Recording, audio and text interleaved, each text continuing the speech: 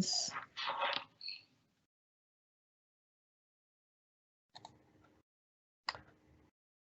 Okay, thank you, and welcome to this morning's Public Spaces Committee.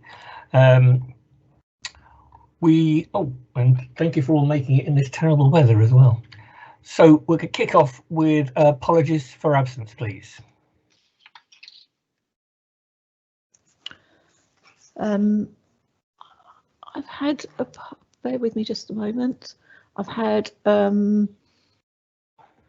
apologies from Adam Andrews and Alison Peters and Mike Knowles. Lovely, thank you. Has anyone got any declarations of interest they want to make on today's agenda?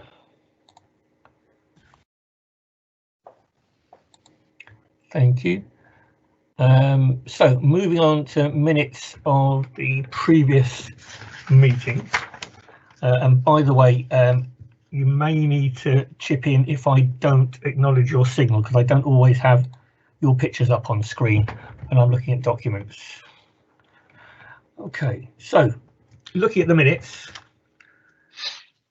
the first one I picked up on is minute 61, the Highways Improvement Plan. Are you, Louise, do you know whether Adam was able to get an audit of 2, 3 and 4 from KCC? It was to do with the cycling. Yeah, I don't know if he's done that yet. I haven't heard that that's been done. We'll have to put that down to come back to, and I'll make a note to ask Adam.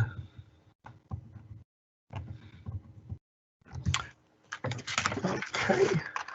I understand the self-seeded tree has gone, so that is good news.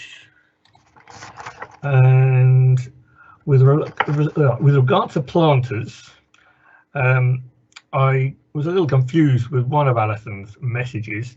One of them, she meant that if we did plant a tree, it should be level with the ground and not sitting in a planter, but we haven't made any decisions on that. That's just a if. With regards to planters, has anyone had a think on that? Has anyone made any progress on considering where we should put them? I know at the last meeting we were a bit concerned that they might obstruct markets and events that we have on. Don't worry if not, but also yes, Councillor Williams.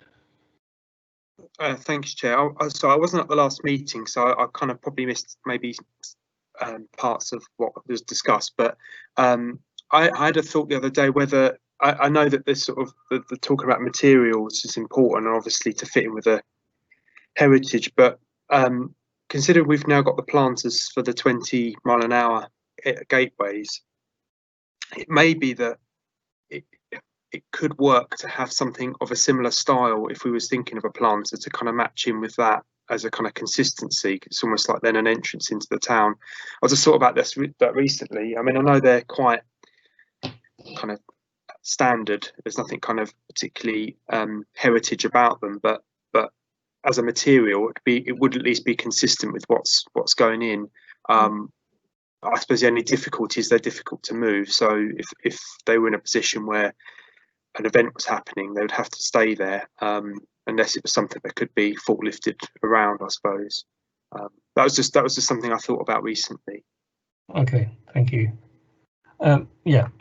Councillor Reynolds. Go ahead. Thank you. We did talk about the post office. In front of the post office, or should I say there, Adam has got a rail there to stop cars driving on sort of just the side of the gate. If that was a planter there, that rail could be, got rid of. The planter would be nice. It wouldn't be in anyone's way. And possibly another one somewhere near the telephone box to stop them driving in front of the post office. And I've noticed the markers are using the area outside Iceland, but that's fine, just leave that clear. Those two wouldn't need moving, I don't think, if you put two there. Okay, so with regard to that, we can continue to look at that, and with regard to planters, we're going to come back to that a little bit further on in the agenda today. I saw a photograph of the bench by the Westbrook stream, and it was posted by Councillor Jackson. Yes, Councillor Saunders. Oh, you're muted, Julian. Yeah, I wanted to raise this as a matter arising. Yeah, the bench has gone in now, and it's also been turned around after feedback, I think, from the Friends of the Westbrook, and I gather from the town clerk the public feedback has been quite positive. I think the Friends of the Westbrook and Councillor Jackson would be interested in having a further bench further down the Westbrook, and I was hoping that the meeting, I understand from the town clerk that there is still budget for benches, and that the meeting today could agree that Councillor Jackson and the town clerk, well, and probably the town facilities manager could come forward with a proposal, perhaps to the next meeting, as to where another bench might be sited. Thank you, Councillor Saunders. That sounds reasonable. So yeah, we'll ask the town clerk and the facilities manager to bring a proposal to our next public spaces committee. Thank you. May I just come in there, please? Yes. Chris Oswald-Jones will want to make a comment about the bench at some point during the meeting. Okay, because we're on that now, we're probably not going to come back to the Westbrook bench again. Would you like to make that comment now?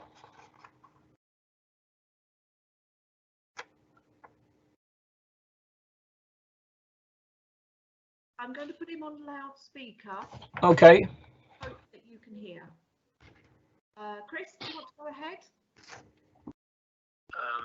Yes, Julian was speaking. I was listening to that, so maybe covering what partly he said.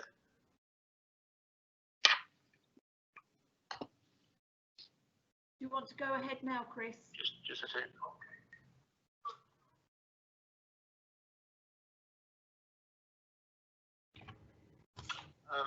Can you hear me now, Yes. Eddie? Yes, I can hear you, Chris. Hi. We don't seem to get in on the formal live. What I do speak very briefly on there were three locations put up for consultation along the Westbrook area, including the one that was agreed by democratic discussion. A bench has been installed near to Beach Close. Each location has obviously two ways or more of orientation. The specific bench I'm referring to now is the one that has been installed at Beach Close. There were apparently gossip in the town, complaints about how it was orientated. The bench has now been uplifted, turned around 180 degrees, and Julian may have already just covered this. I couldn't quite hear what you were saying. It's now facing the stream, which is a very muddy approach to it. My point being, there should be democratic, through the committee, discussion on the total of 3 locations, 6 orientations. That's my point. Okay, so we'll agree that with the next bench, before it's actually put in place, we will have more discussions with this committee and with the Westbrook stream group who work along there.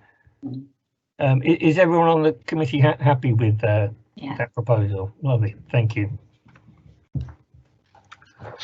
Okay, one other, the next bit was generators, but we'll pick that up when we look at the HIP. It's coming up very soon. Personally, I would have been pleased to see the amount of vans using the loading bay at the rear of 12 Marketplace. Definitely. Okay. So I'm just going to get the agenda back up again. So we've got a few things here which overlap that are coming up. Item 4, we're going to review the highways improvement plan that we have. We're going to have a brief update on this tranche 2 of the active travel fund, and we're also going to talk about Swell Borough Council's town centre improvement funding, and that does actually link in with the power for the marketplace proposal, so they do rather overlap. So we're going to kick off with going through the HIP, and from the HIP it will probably bring us to the other items as we go through it. So Chair, sorry. Yes. Sorry, can I just interrupt? Have we approved the minutes? Oh, sorry, Town Clerk, that's an excellent point. I'm going to propose that we accept the minutes. Can I have a second to that, please? I'll second, Chair. Thank you, Councillor Saunders. And can we vote on that, please? Good, thank you. Thank you, Town Clerk. Right. So going to the Highways Improvement Plan, have you all got it in front of you? Can you see it? Good. I haven't, I'm afraid, Chair. Let me see. I might be able to bring it up and share it, but I won't get. I don't know. Can I share that screen? Yes, there we go. Where is it? There. So, no, what have I done?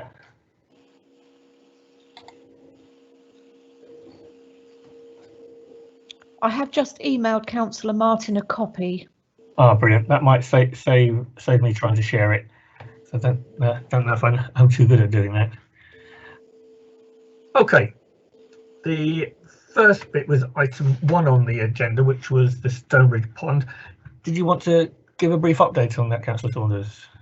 Yeah, this it did come up at the JTB last meeting, and it was basically the KCC officers, I think, recognise, well, they do recognise that there's a need to make the crossing safer for pedestrians. So they're going to look at whether there will be funding in next year's highways budget to do that. The other aspect of this is that it was agreed that Mike Knowles at Swale would look at the yellow line proposals. So I'm hoping they will get progressed now. Thank you, Councillor Saunders. Okay, looking at the next 3 items, we talked about them in the minutes, and we're going to follow up with Adam about getting an audit of those items with regard to cycling. Yeah, Councillor Saunders. Yeah, I think that there's a row of 4, isn't there? Could I ask, as Alan Blackman's on the meeting, what he would understand the next stage of the process to be? Because I know we looked on the walkabout, some of these were looked at, and there were concerns about the safety of them. Is it now asking KCC to come out and do a safety audit that we should do next? Because obviously beyond that, there's then providing we can go ahead, there's then any funding that we need to get, but that's, I think, a separate issue. Hi, Julian. Yeah, I haven't got a copy of the minutes in front of me, but I assume we're talking about the safety, the alleyways and the safety in alleyways that we looked at on the walkabout. Yeah, that's right. A year or so ago. Yeah, they could be safety audited, but as I've said, as I said at the time, they were fairly clear cut. The ones that we looked at, in that there was definitely going to be a clash of pedestrians and cyclists in 2 of them, I think, and a clash of cyclist and bridge in the other one. So I don't think that the response would be any different if we did go to safety audit, but if there are ones that you think could be modified slightly from what we suggested at the time, then I can get that taken to safety audit, yes. Thank you, Alan. Councillor Saunders? Okay, so what I'm taking from that is that a bit of thought about how the arrangement might be designed, and then going to a safety audit would be the sensible thing to do. It would be how it would be designed, but it couldn't really be designed. I don't work in safety audit, but I know for absolute sure that the suggestions for the 2 or 3 alleyways that we looked at before would be complete non-starters as far as safety audit were concerned. one of them obviously we talked about at the time was I think was realised on site. Actually, no, that is a non-starter. So I think there'd have to be some modification. But yes, we can go back to safety audit if a scheme design is sort of sketched out, no matter how crude. If something is sketched out, then we could go to the traffic schemes team and say, is this a viable alternative? Now, we thought about what was said on site. Is this a viable alternative? Fine. Okay. Well, I will undertake to look at that, and then can I liaise directly with you, Alan? Yeah, that's fine. Yeah, and I mean initially with me, and then from there on, it'll probably be our traffic schemes team. It will be maybe even the same team that have worked on the 20 mile an hour scheme, so they'll know the area. Yeah. Fine. Okay. Thank you. Thank you. Okay, moving on with the HIP at the moment. The next point, item number 7 was 6 was the broken curb. I'm quite happy to check that on the KCC fault reporting site to see what's going on there and whether we need to chase that up, unless anyone has got any particular comment on that. Well, I'm finding it hard to put my hand up because I haven't got a hand to put up on the screen. No, just chip in when you like, Alan. Just chip in. The broken curb that you talked about, that was the one that was next to the A2, immediately next to the A2, wasn't it? That's right, yes. Yeah, that's marked up as we speak. That was marked up about 6 weeks ago, and that's marked up for repair. Okay, good. And while we're talking about drop curbs, have we put in a request through yourself for the drop curbs? And what is the procedure now for getting drop curbs? If it's just a single dropped curb location, then that's something that we would handle out the operations team. So it's relatively quick to make happen. If we agree that there's a clear need for it, then that's relatively quick. If it obviously involves changing layout residence parking or something, then we'd need to go through Mike just to get his clearance of it, really. And we'd probably finish up putting something like a white highlight marking just to highlight to drivers. Although it's within a bay that's marked out for residents, there's an access there that's been created, and to just make drivers aware they shouldn't park in front of it. If it's a part of a larger scheme and we're looking at, say, a road that you're looking at as part of your strategy for the whole of Faversham, and you can see there's maybe 4 or 5 of these in a row on a particular road where they were put in a long time ago and the curb face is dropped but not dropped enough, or there is no drop there at all, then that would go to the schemes team and they would look at that. They have a separate funding for that, for improvements of that sort. So if you're looking at a scheme of several, then it goes to a different team. But yes, we can look at any requests. Yeah. Councillor Saunders. Yeah, I think this got on the list because over a year ago,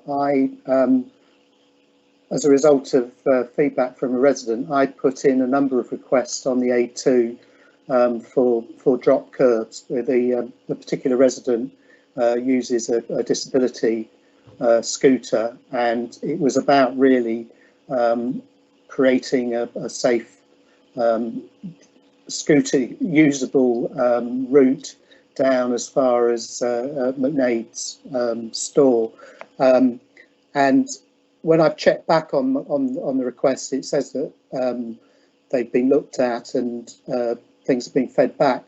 So the resident has actually come back to me in the last few days, and I emailed Alan last night, I think, so I wouldn't expect you've seen it yet, asking if it would be possible to update on where the various requests have got to, really, because I've got a recollection that you did suggest that someone in your team was looking at drop curbs on the A2 a few meetings ago. I think there's been quite a lot happening in those particular areas that we're talking about, with various people digging up the footway, putting back the footway, digging it back up again. So my guess is it may have been delayed with that, but if you've written to me and it's something that's just come in, I'll gladly take that away. Do you know if the inquiry number, the original inquiry number, do you know if that was attached to the email last night? I've put 3. There were about 5 or 6 okay.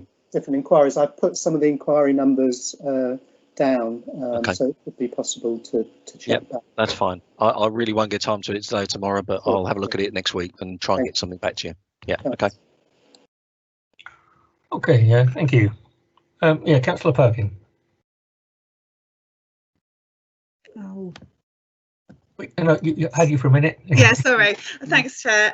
Yeah, just to add to that, really, that I know recently that Adam Andrews has gone out with a resident from Stone Street to look at drop curbs within the centre of Faversham as well. So it might be that we add that to the drop curb section of the HIF, or whether that needs to be a different line. I think that would be a helpful exercise to replicate in a number of places in Faversham as well, just to make sure that we're staying on top of the disability access throughout the town, because I know that sometimes if there's no drop curb, or as Alan was saying earlier, if a car parks in front of it, it can add quite a distance to your journey. So I think that moving forward, it would be good to have a kind of almost town-wide review of how easy it is to get in and out of various different bits of the town and into the centre.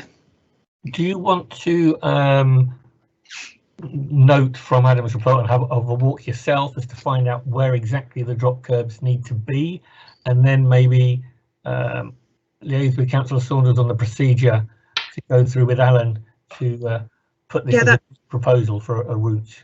Yeah, that sounds really good. I think Adam's account of it with the resident is really quite detailed and helpful, so it just needs re-walking. I'm happy to work with Councillor Saunders as well if you wanted to be part of that. Alan, can I ask, would photographs of where the drop curbs ideally would be, does that help? I think it always helps for something like that, but it's not completely necessary. If the information that comes to us does clearly say exactly where we're talking about, we can probably audit it, or we can probably do whatever we need to do from there. But yeah, a photo is always welcome for something like that. It just sort of gives you might not even need to visit the site, because you might look at it and instantly know that yeah, that's one that should be added in. I'm just sort of thinking that, you know, that now's a good time to be trying to get a scheme together to do these sorts of things. So yeah, let's try and do 2 or 3 areas in one go. Be really good.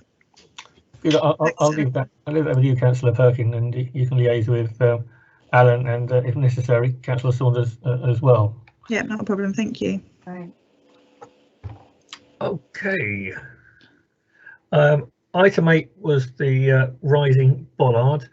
That is still on the table.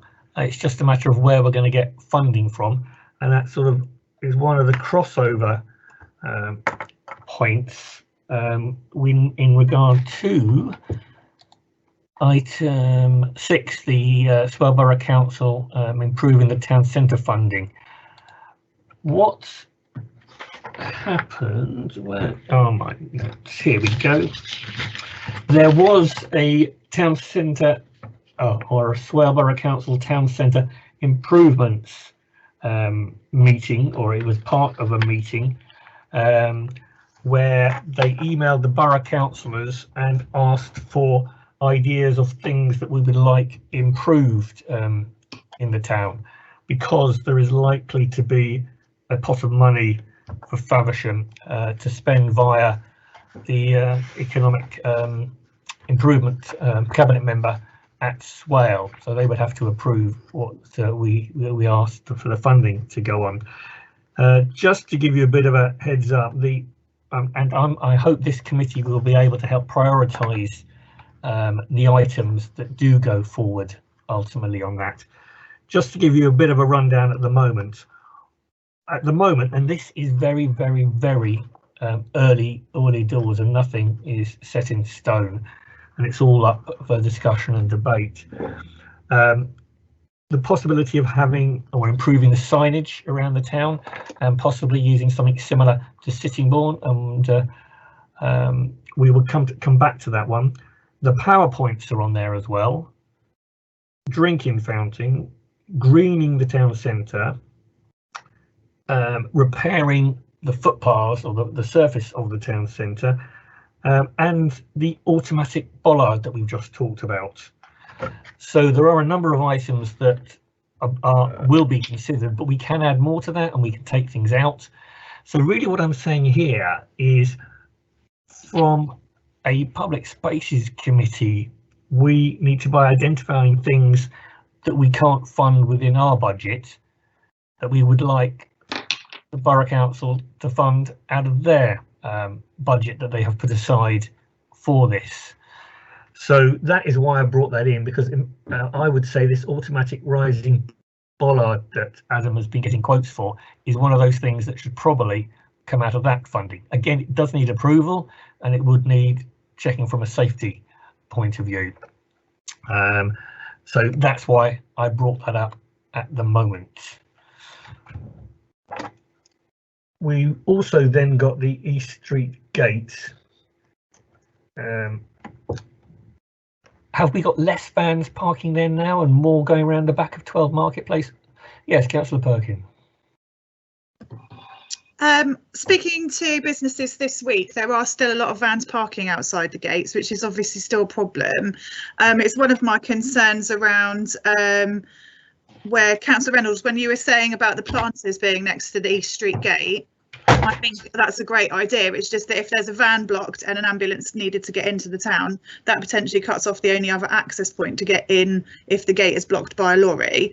Obviously, that is a very worst case scenario situation, but I thought I'd raise it as a concern because the public have raised that as a concern as well.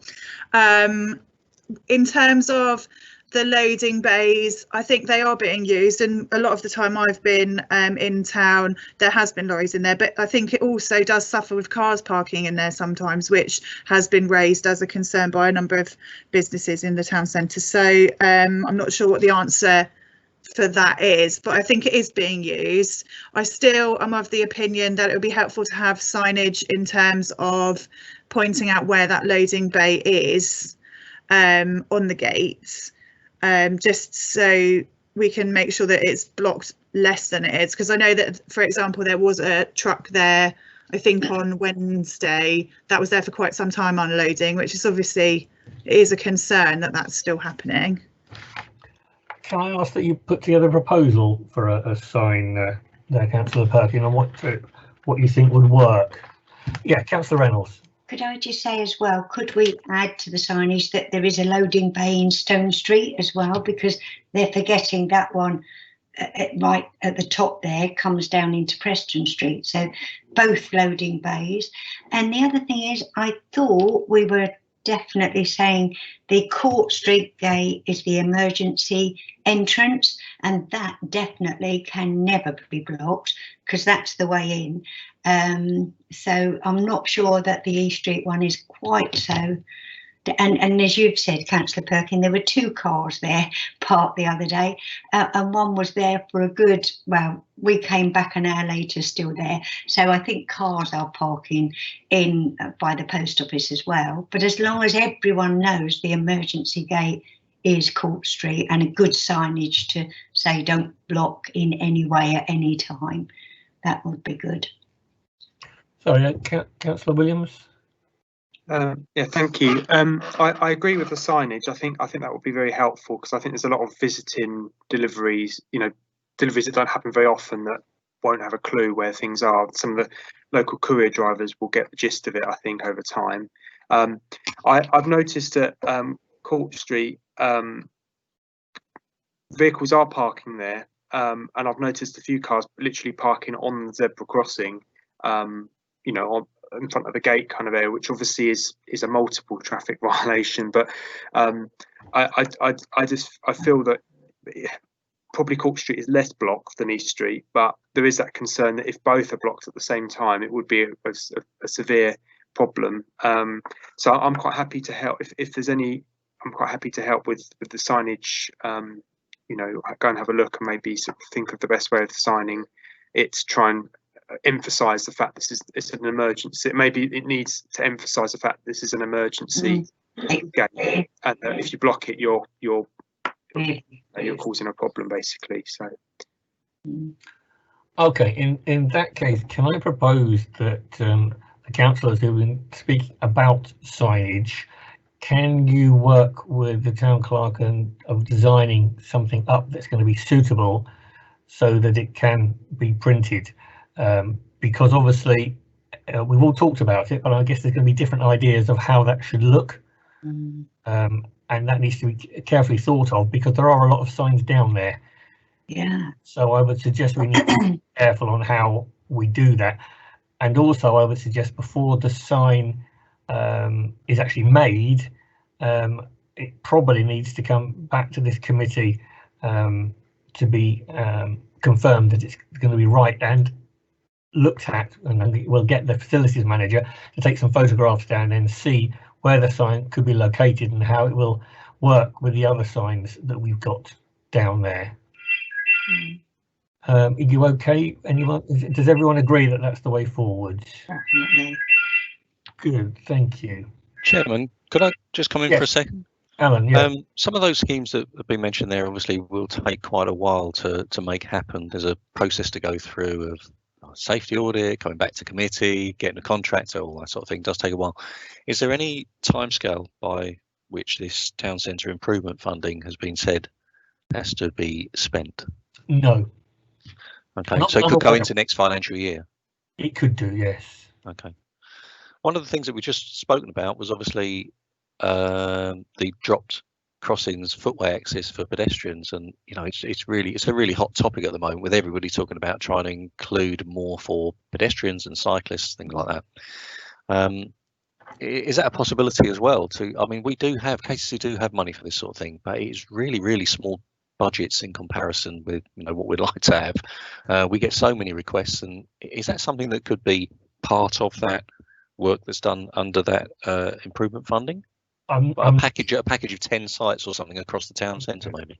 I'm not sure because it would need to go through approval with the Swale cabinet member on how the money is spent.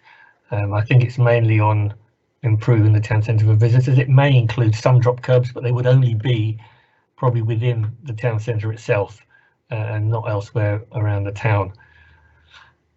Okay, thank you. Yeah, Councillor Saunders. So follow up on Alan's suggestion. The audit that Adam did, I mean, quite a few of the drop curbs were in town centre locations, and I mean, with this Swale funding, I think as a town council, we should, lobby as much as possible for the things that we want, and I think this would be an obvious improvement. And I'd suggest that we go back to Swale and say that we would like to see funding set aside from the money that they've got for drop curbs and other things that would make it easier for people with disabilities. Thank you, Councillor Saunders. I've just added that to the list that I had in front of me. So thank you. Okay. Item 10, Adam has put on here a bollard by the side of 12 Marketplace. Louise, are you able to shed any more light on that one? It was the first I'd heard of it. This is for Back Lane to stop vehicles and other big and cyclists going through there quite fast. I see. Okay, maybe I'll catch up with Adam when he's back and he can give me a little bit more detail on what his thoughts were on that one. I think it was something the mayor had raised as well. It was just been concerns that cars have been seen using Back Lane and they've come out quite quickly onto Marketplace. Ah, right. Okay, I see. I think it was some sort of bollard so that they just couldn't get past, central bollard. Okay, we'll request Adam brings us. Well, it just says on here he's getting quotes, so that's good. Item 11. This is something I asked Adam to get a quote for. There is a footpath that runs from Ospringe Road and comes out at Lionfield. Now, there is a post at the Lionfield end of it, but the adjoining properties have allowed their front walls to be partly knocked down, which means that larger vehicles can actually get through now because they can bypass the bollard by half on KCC stroke Swale and half on private property. So I was proposing that a bollard is put a little bit further down the path, which would stop vehicles entering this footpath from Lionfield. At the other end, it comes out on Ospringe Road. At one point, there was looks to me like a chicken wire fence because the concrete posts are still there. And this quote is for those posts to be removed and a metal solid railing to be put along there so that people would have to weave through, so it wouldn't be an easy straight route. If you were there, you could see the footpath where the footpath originally ran. The railing would be the same style as the couple of existing railings that are there. They're the railings that are outside the wreck. You know, the white railing that still remains in front of the wreck. It's that style of railing we're talking about here. Has anyone got any questions or feel unsure about what I'm talking about here? No, I'm fine. Because my proposal is that we approve that at this meeting. So I am looking for a seconder on that before we take a vote on it. I'm happy to second that, Councillor Thomas. Thank you, Councillor Martin. OK, can we take a vote? You've got the quote on the HIF, which was for £1,126.40 plus VAT. Can we take a vote? Those in favour of proceeding with this quote? Great, I think that's carried, so we will get Adam to proceed with going ahead with that. Thank you. Councillor Perkin, do you want to give us an update on item 12? Can you just remind me what that is, please? Oh, it's on my screen. Bob Close, the parking on the pavement. Oh yeah, so we've had some quite positive movement on that, in that I spoke to Mike Knowles about this last week, and he has said that he's happy to add it to the next wave of TROs, and so it should go out for consultation at the end of October, beginning of November. But he said he can't absolutely guarantee on that time frame at the moment, but he'll let me know as soon as he does know the time frame. So that's really positive, because I think that it will mean a lot to the residents who have been being plagued by cars parking badly there for a long time. But also it will be worth talking to the houses at the front of Whitstable Road that just attach onto Bob Amell Close, because they've expressed interest in being able to feed into that consultation process as well. So I think we just need to make sure that everyone knows that that consultation is going on in terms of the residents that live nearby, and then hopefully we can get something sorted before the end of the year, which I think is a really positive step forward. Yes, thank you, Councillor Perkin. Okay, looking at then item 13 on the list there, I can give an update on that. I went to visit the gentleman who wrote the letter to the town council, and we had a walk around Hilton Close and met another couple who were concerned as well. Mainly this gentleman was concerned about parking on the bends of Hilton Close, and that's from a safety point of view, because if parking on the bends meant that other drivers can't see further down the road and can't see approaching vehicles. So I've spoken to Mike Knowles, and he is sending out letters to residents around these bends where the double yellow lines might go in. So he's doing that initial, what would you call it, consultation before it goes to the JTB for a, what do you call it, a similar consultation to the one that Councillor Perkin was just talking about. So what he's done here is to double check, or to check that it's worthwhile him spending money on putting forward these double yellow lines by doing I suppose you can call it an informal consultation with local residents, because obviously if there's too many objections, it tends not to go through. so he's just preparing the ground there. I'm going to go back to the gentleman and see if he's received his letter through the door informing him of their proposal. So there we go. It is progressing and things are moving. Siting of the new benches at the moment, according to this, that is still in discussion with the vicars of the two churches. Okay. Looking down the rest of the amber list, is there anything anyone wants to particularly bring up at the moment? Because I don't plan to go through them all one by one. Yeah, Councillor Williams. Thank you. I was just going to bring up the Whitstable Road, the flooding runoff from the wreck. So I've picked this up. I had a chat with some of the residents nearby, and Alistair Coleman from KCC is currently looking at potentially putting in some further drainage on Whitstable Road.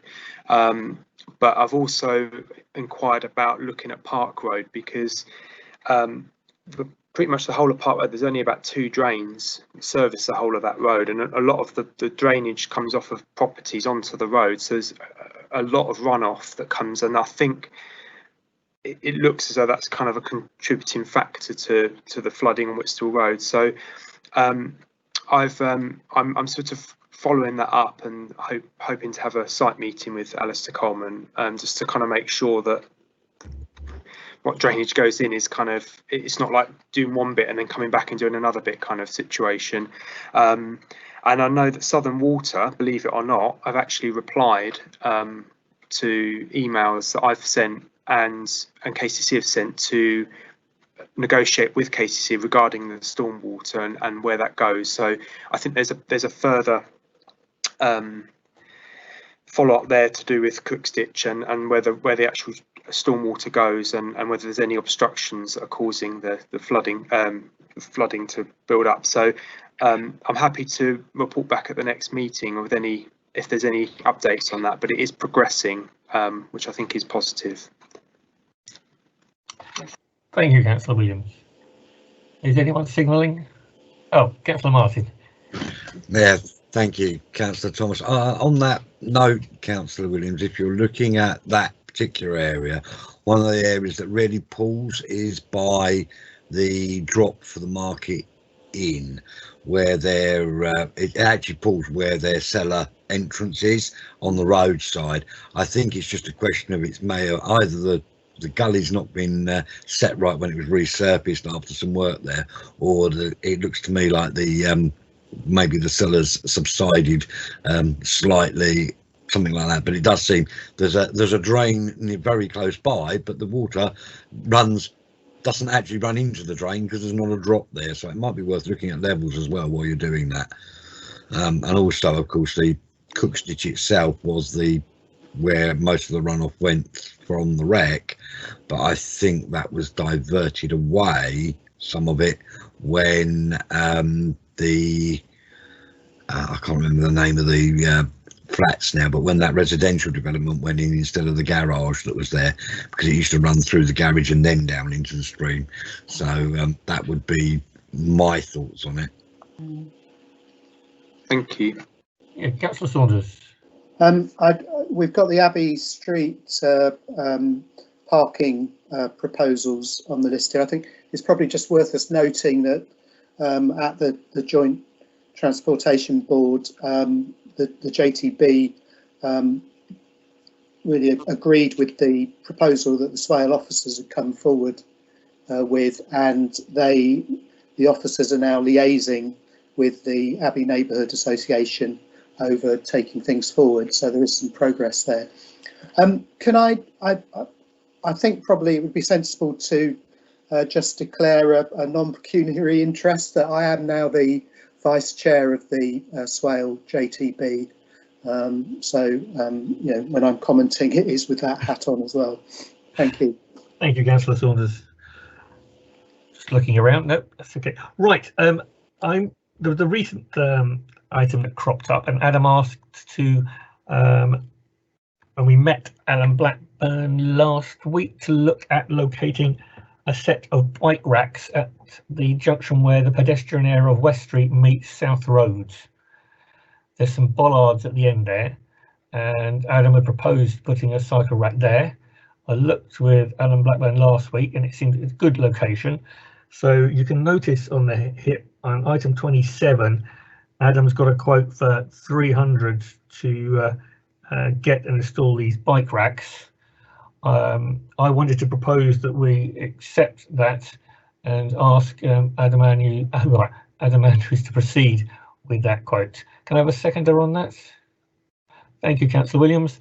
And can we vote on agreeing that? Who's in favour? Yes. Excellent. Thank you very much. So if the clerk can advise Adam that we've agreed to go ahead with that. The other item that Adam is still investigating is the potential to put a wooden post on the pathway that runs alongside by the solicitors, where there's the potential for vehicles to squeeze in. What Adam's checking out before we go ahead with the post is whether or not the ambulance service use that as an emergency entrance, and if they do, we'll make the post removable, i.e. with a padlock, so that it can be unlocked as and when required. But we'll have to wait till the next meeting for that one. Okay, going to move on to the agenda again. So, update on the Tranche 2 Active Travel Fund. The last conversation I had with Swale was that they have had nothing back on that. There has been nothing back from government, or KTC haven't had anything back from government. So that's currently on hold. I'm not even too sure exactly what has been agreed, because the goalposts seem to keep changing as to what meets the criteria for funding. So we will have to keep an eye on that one. Anyone indicating? I can't see. Oh yeah, Councillor Saunders. Having spoken to the consultant that's working with us on the 20-mile-an-hour scheme yesterday, I understand that because there's been a bit of kickback on some of the active travel schemes on a national basis, that I think the government's kind of taking its time in announcing the results of the next round. I don't know if Alan Blackburn's got any other information, but I think nothing's happening very quickly now. Sorry, I can't add anything to that, Chairman. As far as I know, that is exactly the case. There have been some issues, should we say, and yes, I think they're having a rethink at the moment about what they want to make as their priorities. Thank you. Thank you, Alan. Okay, we're going to go back to the funding that Swale Borough Council have made available to improve the town centre. Just to give you a bit of background, the Borough Council have been looking for a while at improving the Sittingbourne town centre, and that's what they're working on at the moment. And they've been recruiting people to help them implement the improvements that they want to do over there. But this pot of money has become available, and they're also agreed to make improvements to Faversham town centre as well. Now, one of the things that we've talked about on this committee before, and it comes up on item 15 on the Highways Improvement Plan, where we talked about signage for biodiversity and QR codes, but we'd also thought about QR codes for helping people navigate themselves around the town. I want to bring your attention to the attachments that came down when this meeting was announced, and I've sent a few through about how we can improve wayfinding in Faversham. Has everyone got access to those? So we've got the first one I'm looking at. Is trying to give you a bit of example of what I mean by totem poles, and you can see they come in a variety of different sizes and shapes. So that is something we can consider, not that exact style. We would need a style that complements or fits in with Faversham's heritage. But you hopefully can get the idea from the totem that the totem could give directions to certain locations, and it could also have times, i.e. how long would it take to walk to such and such a place. It also gives us the opportunity of having a map of Faversham there and highlighting places of interest, or where the toilets are, where the car parks are, where the creek is, because from a visitor's point of view it's not going to be obvious to them. Also, it may be a way to communicate shortcuts that residents know but tourists necessarily wouldn't know. Then we move on to the next Wayfinder one, which is the one with the blue sign, where it's got what I would say is a totem attached to the finger pointing signs. My thought when I saw this was, is that something which would work in Faversham, because that would incorporate the existing finger pointing signs that we've got with a version of a totem. Sorry, is anyone signalling? Okay. And then lastly is a totem, says Burlington on it, which is a very simple, very basic type of totem. Now, I'm not suggesting any of these are particularly what we're going to be doing, although I have to say I do like the one where the finger pointing mixes in with the totem, but the style and layout of it will be down to us and the budget that we have available to us, because as you can imagine, some of these styles look quite expensive, others medium priced, and others are quite cheap. Again, nothing's been agreed, but it's something I thought this committee should be considering. Has any members got any comments or things they'd like to say about these wayfinding signage? Yeah, Councillor Saunders.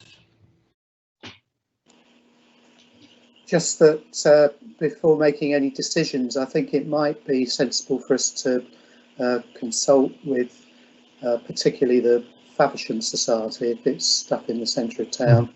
Obviously the Swale conservation officers, because I think although in relative terms this won't cost loads and loads of money, signage can often be very controversial, so I think the more we've got public support for it, the better.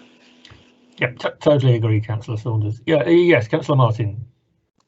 Yeah, thank you, Councillor Thomas. Yeah, I agree with Councillor. I was going to say pretty much what Julian said there about the Faversham Society and what have you. And one of the things that has been pointed out to me, that people are being seen walking around the town trying to use the English Heritage Listings website to get more details of buildings. So one of the things that the Faversham Society are thinking about is how we might actually add those in. So if we're going to have signage with QR codes on and what have you, then it would follow that we would need a Faversham style to them, so that we could then, not only would they be on finger point signs and waypoint signs, but also they could be used on buildings or whatever, or near buildings, to indicate there. And that would then, so it would be a corporate style we'd need to look at for this area, I think. And I think that's something we should bear in mind when we're looking at this, that if we're going to start putting QR codes on things and giving people access to some form of application or web-based information, that would then naturally follow that we could use them for other things as well. And I just thought I'd highlight that while we're here. Thank you, Councillor Martin. Councillor Perkin. Thanks, Chair. Yeah, I was just going to say I completely agree with my colleagues on that as well, but also that it's worth pointing out that the East Swale Area Committee will be looking at brown heritage signs as well at the next meeting, so it could be interesting to kind of join those two initiatives up. Thank you. Councillor Williams.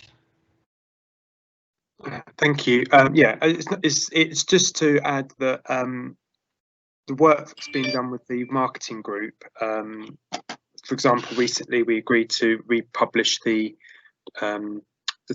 the trail maps for tourists, the ones that are at the visitor centre, and the hopefully installation of the two-way vinyl on 12 Marketplace, which will have a map hopefully on there as well.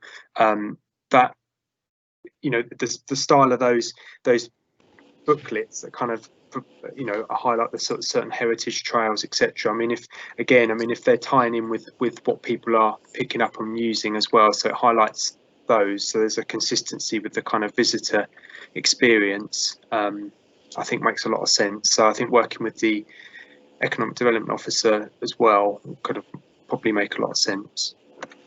Thank you. Councillor Saunders. Just a final thing to tie in with. It's been pointed out to me that 25 in our HIP, we emphasise that generally we'd see road furniture and railings, the preferred colour being black. Yeah. Oh yes, definitely no change to that. And black. Okay, I think that's been nicely discussed, and I think it is very important we ensure we consult, or we get our list together of people we should consult.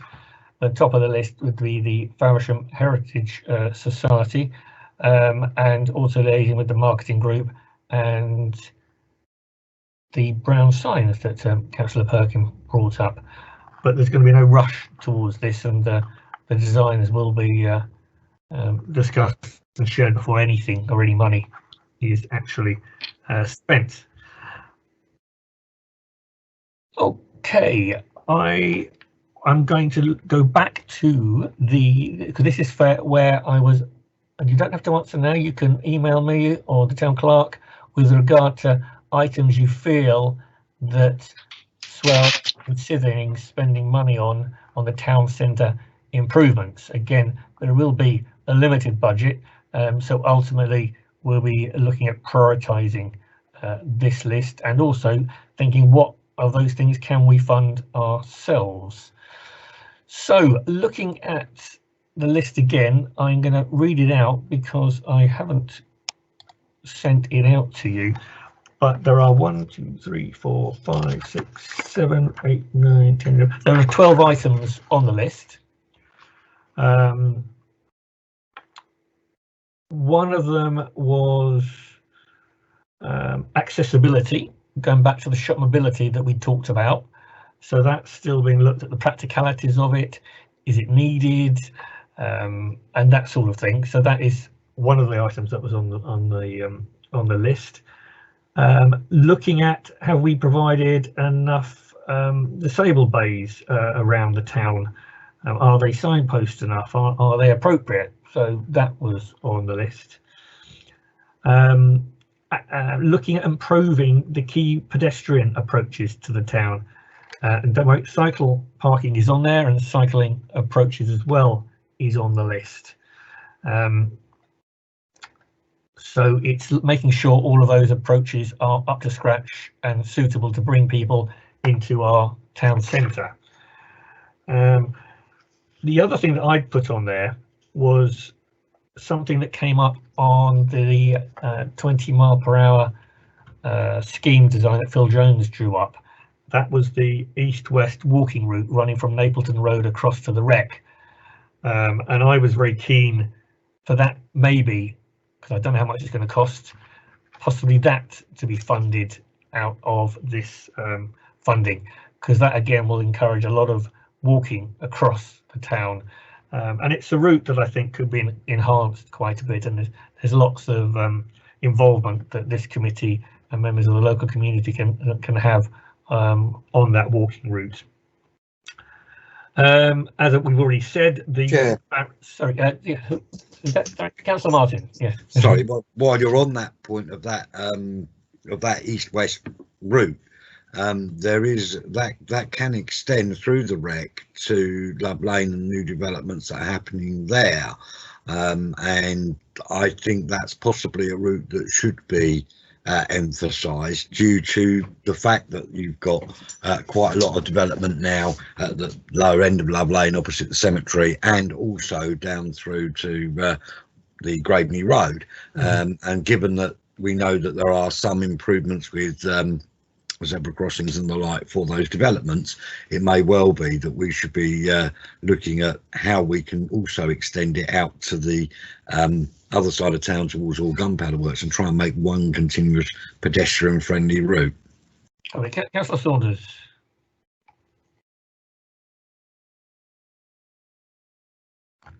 Oh, your mic's off, Julian.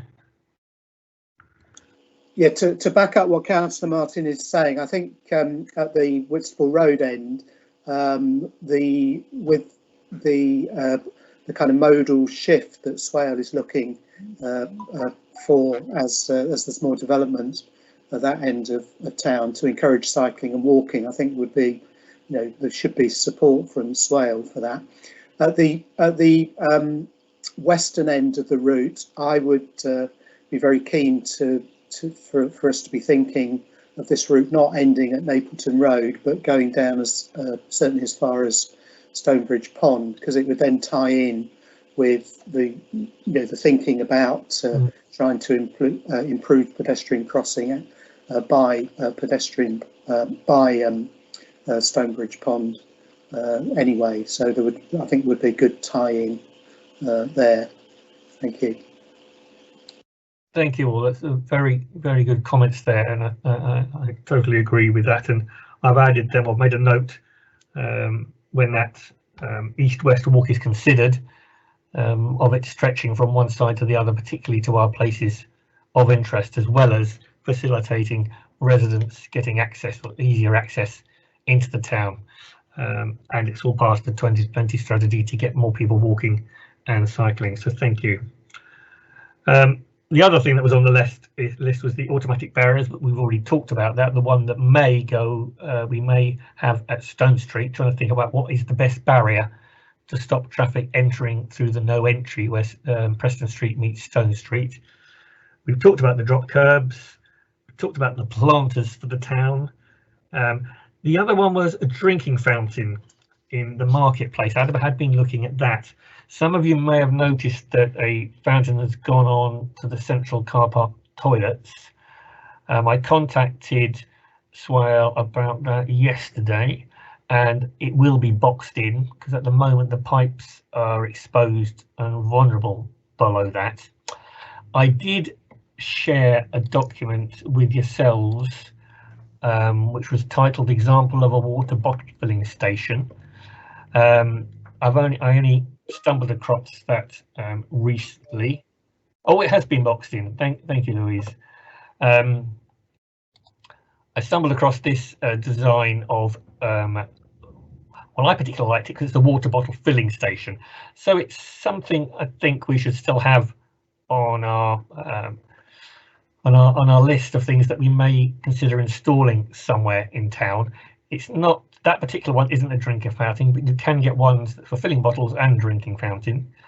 And there is a version you can attach to the side of a building. They're not cheap, but the biggest issue we've got is finding a suitable location where it can be, where there is a water supply and a drain. So they would be the things we'd have to consider with that. Yes, Councillor Williams. Thank you. I agree that the in our ideal perfect world we would have one in the marketplace. I think it fits in well with the plan to make the events in the market more sustainable in time, which was driven by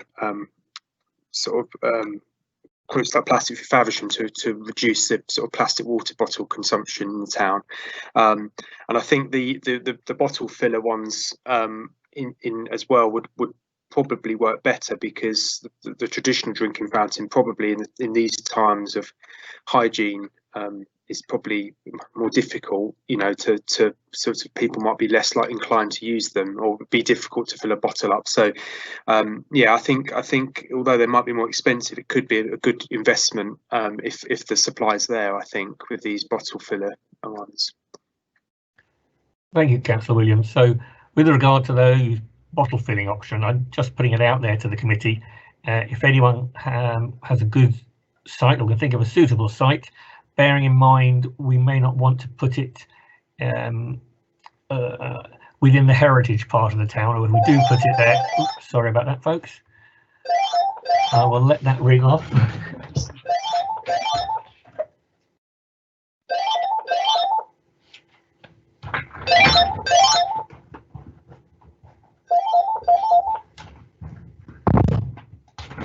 Sorry about that. One of the issues of working from home. Yes, please give me an idea of where you think they might be able to go, but bear in mind we do need a water supply and a drain nearby, and also thinking about where it's located, and we don't want it clashing with the heritage we've got around, so we've got to strike a happy balance between the modern and the old. But it's there for us to consider. Okay. Power for the marketplace. Adam and I had a chat with Alan last week about that, and Alan suggested that we need to speak to the KCC lighting about that. Alan, do you want to add anything more onto that? No, it's a bit of an early stage for it all, because obviously it's quite a big project. So you're looking at, I thought you were originally talking about 1 or 2 points, Pete, but from what you were saying, you're going to need quite a few points down there. So it's a fairly big project, and I understand. I think the contact has been made this week, I think, with the lighting team as a sort of initial. I think they're waiting for a reply back. So it's finally started, I think. Lovely, thank you, Alan. So that is one we'll have to get more information on. And obviously costing is something that's going to be carefully borne in mind, and it could be one of the items we ask Swale to fund, because it would enable us to have more of the power for these events in the town centre directly by electricity rather than using diesel generators, and that was the main thinking behind that. But that, as Alan said, is in the very embryonic stages. We're just exploring options on that. Okay, the next point on the agenda was cycling and walking. I was going to ask Councillor Saunders to give us an update on that, please. Okay, thank you, Chair.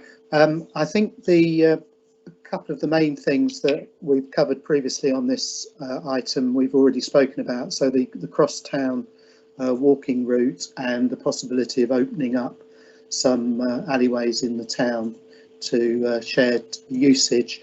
I'll just mention 2 things really. As part of the 20 mile an hour scheme, we've obviously got the Commonplace website where we're gathering feedback from the public in about ways that we can improve cycling and walking. And can I encourage you to get members of the public to respond to that? We've had 600 contributions so far, but I think there's plenty of other contributions to come in, and we will be looking to make that feedback the kind of almost the data that we use to develop the 20 mile an hour scheme later on, to make it as positive as possible for cycling and walking. And the other thing I just wanted to mention is that we are trying to start planning a virtual cycle fest, having had to postpone the original cycle fest in March, and Councillor Williams has said that he will get involved in helping with that. If you've got any particular ideas of things that we could be doing virtually as part of that fest, do feed them back to us. Thank you. Thank you, Councillor Saunders. Okay. Item 9, CCTV. Interesting one on that. I spoke to the cabinet member for communities who covers the CCTV, and he shares our frustration about not being able to directly follow up on the vehicles that drive through the town when they shouldn't be driving through the town. So the issue is that Swale are not authorised to fine or report the vehicles on the CCTV. The police have to come and see the CCTV for the fines to be issued. So that's something I know he wants to resolve, but it's more of a national issue, or at least a county issue with regard to that. So he is aware. I don't know if Councillor Saunders has got anything extra to add to the item about CCTV. I can do. I think I should declare another non-pecuniary interest as the Deputy Cabinet Member for Community Safety at Swale. I mean, leading on from what Eddie said, I think what we agreed, Eddie, was that Swale would, where they had bad behaviour reported to them on CCTV, particularly from van drivers, they were prepared to write to companies and give them feedback about the fact that their drivers weren't behaving well. And I think we might be able to frame something which suggests that even if in reality it's going to be difficult to get the police to act, that it could lead to prosecutions later. I had a visit to the new Swale CCTV setup last week, so I was able to view what the operators view in the streets of Faversham, which was very interesting because it was around about 10 o'clock. I think the things to emphasise to you are that the quality of the cameras is high now, so they can pick up images at quite a long distance. They basically cover all of the marketplace, Court Street, the pedestrianised bit of West Street, all of Preston Street up as far as the railway station, and East Street up to the post office. So it's that kind of area that's covered. There's a camera that covers Gatefield Lane, at the kind of back entrance to the Gatefield Hall, which I queried about the, with a limited number of cameras, whether that was a good place. But apparently there are quite strong police records of antisocial behaviour there. I think if we feel cameras are in the wrong place, we should go back to Swale and say that. That's quite important that we do that. The other thing that's worth reporting is that in terms of cameras at the Rec, Stephanie Curtis, the officer, is trying to progress that and make sure that there is some CCTV at the Rec. So again, I think we should make sure that we keep the pressure on Swale to get that work done. The community safety team has been under a lot of pressure, but I think if we, make sure that we push our issues, they will respond. Thank you. Yeah, Councillor Perkin. Thank you. Yeah, just to follow up on what Councillor Saunders was just saying about Gatefield Lane, I've been talking to residents about that live there. I spoke to them last week and have contacted the Cabinet Member at Swale about the antisocial behaviour in Gatefield Lane because it is quite a problem. There's 2 manhole covers that need replacing. There's a lot of cones in there at the moment and the kids are chucking things about. And so yeah, I think it is important to keep it there. I think it's one of the cut throughs into the centre of town that's quite well used. So I thought I'd just mention that. Thank you. Okay, so we've got to any other business. So back to you again, Councillor Perkin. Thanks. I said I'd raise this. I'm not entirely sure whether it's within our remit as a committee at all, but I said I would raise it at the next opportunity. I have had contact from a couple of the businesses in the town centre that have spoken about buskers and the impact of busking on their businesses. They have asked to find out whether there's any kind of official busking places that are licensed out or whether it's just a kind of first come first serve situation. So I wondered whether I could ask for advice from the town clerk on that, or whether there's something that we could look at as a committee. I'm not sure whether we're the appropriate committee, but I think that it would be good to follow up on their concerns. I'm happy to speak on that for a moment.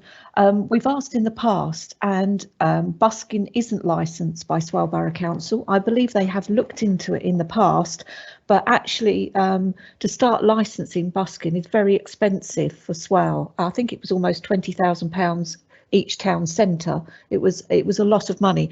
So there is no official busking areas, and I know in the past the buskers that work in the town seem to operate in conjunction with the market, but I don't know what's happening at the moment with regard to that, but it might be worth asking the market in the first instance on that.